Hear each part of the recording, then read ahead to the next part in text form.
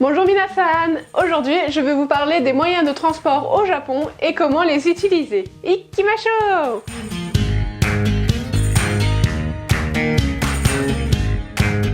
Commençons par le commencement, se rendre au Japon. Le plus simple reste quand même par les airs. Et je vous rappelle que pour pouvoir entrer sur le territoire japonais, il vous faut être muni d'un passeport en cours de validité.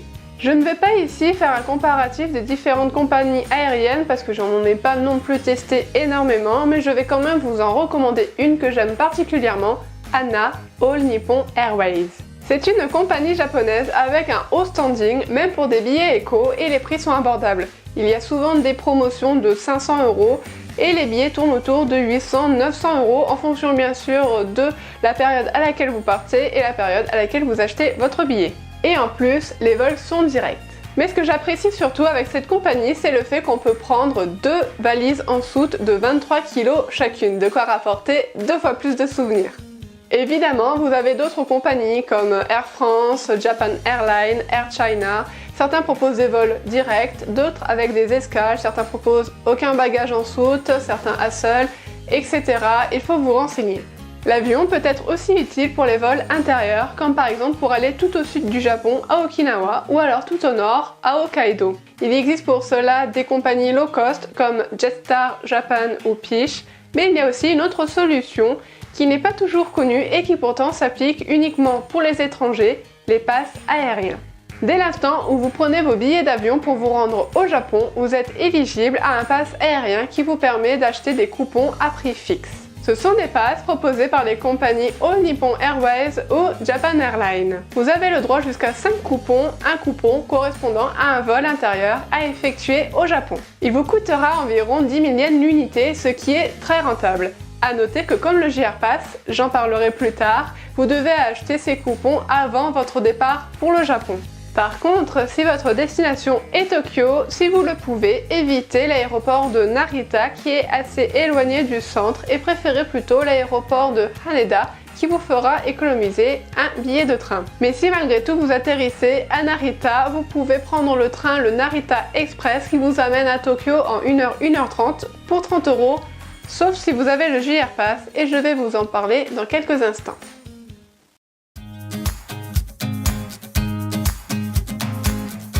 Le train est sans doute le moyen de transport que vous utiliserez le plus pendant votre voyage au Japon. Il en existe différents types, donc je vais essayer d'aller à l'essentiel. Si vous vous déplacez de grande ville en grande ville, vous pouvez prendre le Shinkansen qui est l'équivalent du TGV en France, mais en beaucoup plus spacieux et surtout qui respecte les horaires à la seconde près.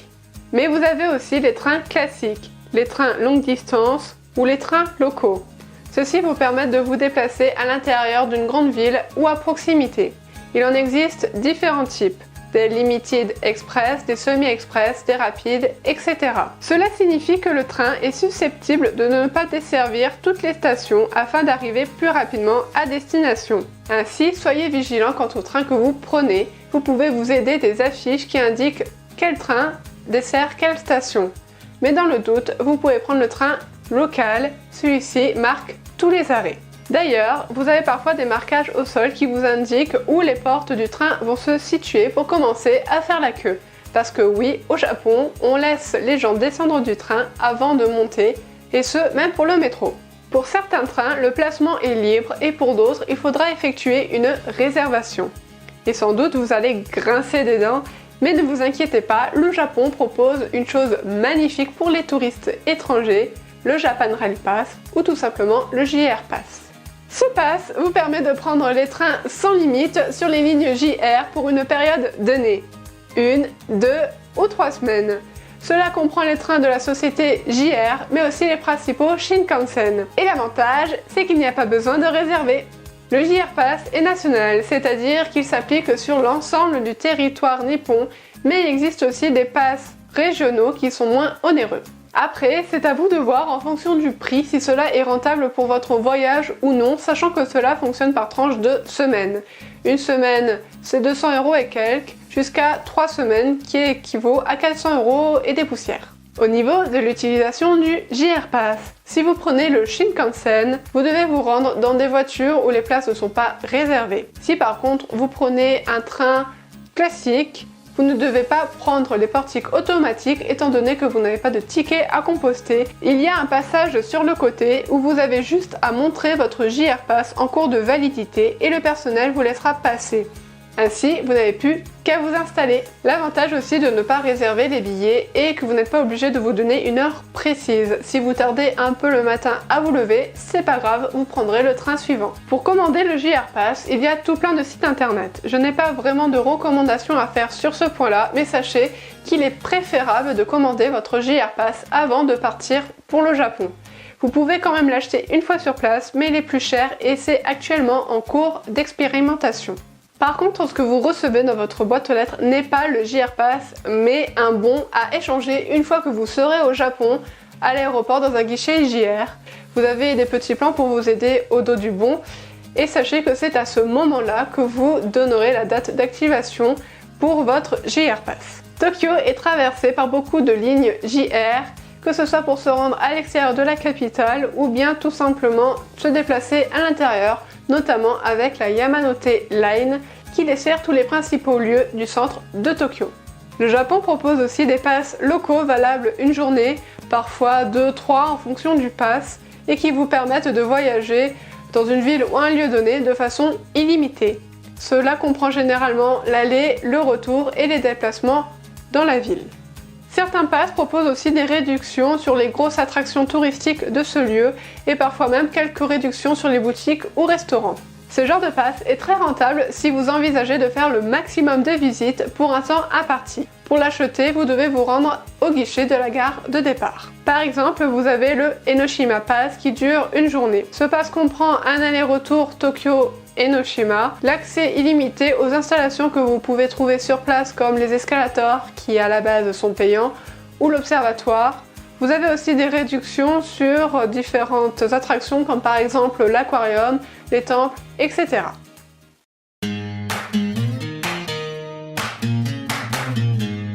Si vous vous rendez à Tokyo, vous découvrirez forcément le métro Tokyoï. Vous l'imaginez peut-être comme un labyrinthe, mais en réalité, c'est extrêmement bien indiqué. Les panneaux, les machines et même les annonces vocales auront une traduction anglaise et en plus, le nom des stations auront la triple écriture, kanji, hiragana et nos lettres occidentales. Cela fait moins peur, non? Sachez quand même qu'il y a quelques particularités. La première étant que l'on paie par distance parcourue. À Paris, lorsque l'on prend un ticket T+, que l'on se rende à la station suivante ou à l'autre bout de Paris, le prix restera le même. Par contre, au Japon, cela se fait au prorata de la distance. Cela veut dire que si vous allez de là à là, cela sera moins cher que si vous allez de là jusqu'à là. De ce fait, vous avez des affiches qui permettent de savoir combien coûte le trajet d'une station à une autre. L'autre particularité est que les rails qui traversent la capitale appartiennent à des compagnies différentes, Tokyo Metro et Toei. Cela signifie que les correspondances ne sont pas toujours simples. Si vous devez changer de compagnie, vous devez acheter un deuxième ticket et cela peut revenir plus cher. Mais pour éviter d'avoir à acheter une multitude de tickets lors de votre voyage ou de vous tromper lors des prix, parce que oui, les tickets, il faut les acheter avant de prendre le métro, vous pouvez acheter une carte de transport au prix de 500 yens, la carte Suica. Il existe aussi la carte Pasmo qui est équivalente, mais je vais vous parler de la carte Suica puisque c'est celle que j'ai. Mais sachez que ça ne sert à rien d'acheter les deux puisqu'elles sont vraiment identiques et que la carte s'utilise sur l'ensemble de l'archipel. J'ai parlé de carte de transport, ce n'est pas vraiment une carte d'abonnement, je dirais plutôt que c'est un porte-monnaie électronique puisqu'en plus de pouvoir payer les transports avec, donc le métro mais aussi certains bus et trains, on peut aussi payer avec dans certains commerces. Après avoir chargé votre carte, vous aurez juste à la passer au-dessus du capteur pour passer les portiques. Le montant du trajet sera alors automatiquement déduit du crédit restant de votre carte qui s'affichera à chaque passage. Petit bonus, la carte offre 5% sur tous les trajets que vous ferez. Vous pourrez acheter votre carte dès l'instant où vous serez sur le sol japonais, que ce soit à l'aéroport ou dans une gare. Enfin, quand vous prenez les escalators dans les métros japonais, sachez qu'à Tokyo, vous devez tenir votre gauche et à Osaka, votre droite. Nous venons de voir qu'avec le métro, ce n'est pas toujours simple au niveau des prix, qui va varier en fonction de la distance parcourue ou de si on fait une correspondance ou non. Pour cela et aussi pour calculer nos trajets, un site très simple Hyperdia. Hyperdia, c'est un site et une application sur smartphone qui permet de planifier les trajets, de tracer des itinéraires et il est disponible en anglais. Je l'ai utilisé et je l'utilise encore aujourd'hui lorsque je suis dans une grande ville pour savoir quel métro utiliser, est-ce que ça serait pas moins cher en bus ou plus rapide en tramway, etc.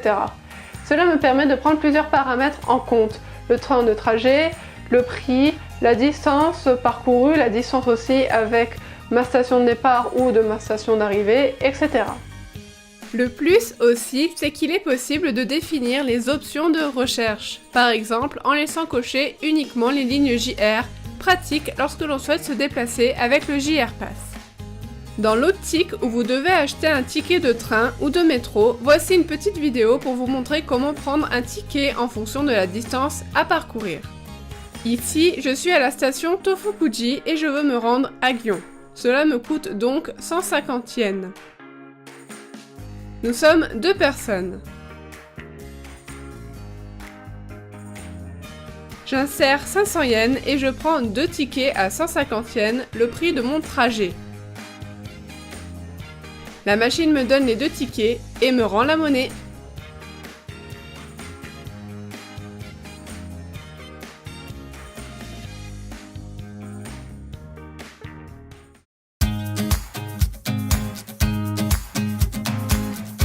Peut-être serez-vous aussi amené à prendre le bus, ne serait-ce que pour vous rendre dans des endroits un peu plus reculés, qui ne sont pas accessibles en train ou en métro, ou tout simplement pour faire des économies. Cela dépend de votre itinéraire évidemment, mais plutôt que de payer un JR Pass, vous pouvez prendre le bus pour aller de Tokyo à Osaka par exemple. Il existe aussi le bus de nuit où vous pouvez dormir. Cela permet d'économiser une nuit de logement et d'éviter de perdre trop de temps en trajet. Sachez aussi que le bus fonctionne de la même manière que les transports que j'ai cités précédemment, c'est-à-dire que l'on paie par distance parcourue, sauf qu'il y a une petite particularité, on paie à la fin du trajet. Pour savoir le montant de votre trajet, vous devez vous référer au panneau d'affichage électronique situé à l'avant du bus. C'est un tableau avec différents paliers, plus vous dépasserez de paliers durant votre trajet et plus le prix augmentera. Certains bus prennent la carte de transport et pour les autres, il faudra payer en liquide. Essayez d'avoir la pointe, cela évitera de faire attendre les passagers derrière vous.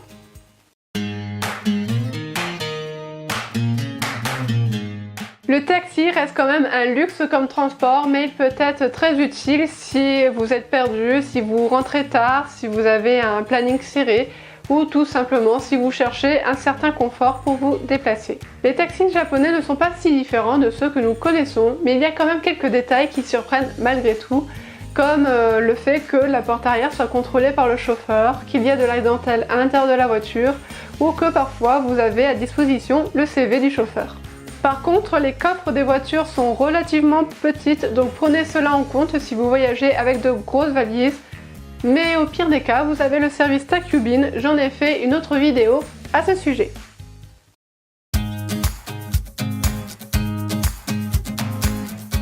Vous avez aussi la possibilité de louer une voiture afin d'être plus indépendant. Cela peut être utile lorsque vous êtes dans des coins reculés qui n'est pas très bien desservis, comme par exemple les îles d'Okinawa ou d'Hokkaido. Par contre, pour cela, vous devez traduire votre permis de conduire et cette traduction doit être certifiée auprès de la Japan Automobile Federation et coûte 3000 yens. Et pour ceux qui possèdent le permis international, sachez qu'il n'est pas reconnu au Japon. Attention aussi, si vous conduisez au Japon, il y a quelques différences avec la France, notamment déjà le fait que les Japonais conduisent à gauche, mais aussi que les feux tricolores se situent de l'autre côté du carrefour, ou encore que certains panneaux peuvent être écrits en japonais, que l'autoroute soit limitée à 100 km/h, etc. Ah, et la grande majorité des voitures sont des automatiques. Il existe pas mal de sites internet qui permettent ainsi de louer des voitures à la journée. Je ne rentrerai pas trop dans les détails, peut-être que je ferai une vidéo plus tard, mais sachez que cette option existe.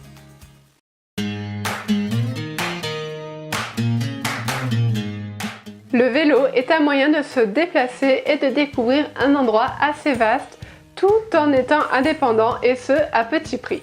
Pour louer un vélo, vous avez des boutiques de location facilement repérables puisqu'il s'appelle Lanta Seikulu. Vous pouvez louer un vélo à l'heure ou à la journée et pour éviter de vous essouffler, vous pouvez prendre aussi un vélo électrique si la boutique de location le propose. Par contre, attention, comme je l'ai mentionné précédemment, les Japonais roulent à gauche et il en va de même pour les vélos. Vous pouvez rouler sur la route mais aussi sur les pistes cyclables s'il y en a. De plus, au Japon, on ne peut pas garer son vélo n'importe où, il y a des parkings à vélo, il faut les utiliser. Les Japonais sont pointilleux sur l'utilisation du vélo, donc veillez à ne pas enfreindre les règles.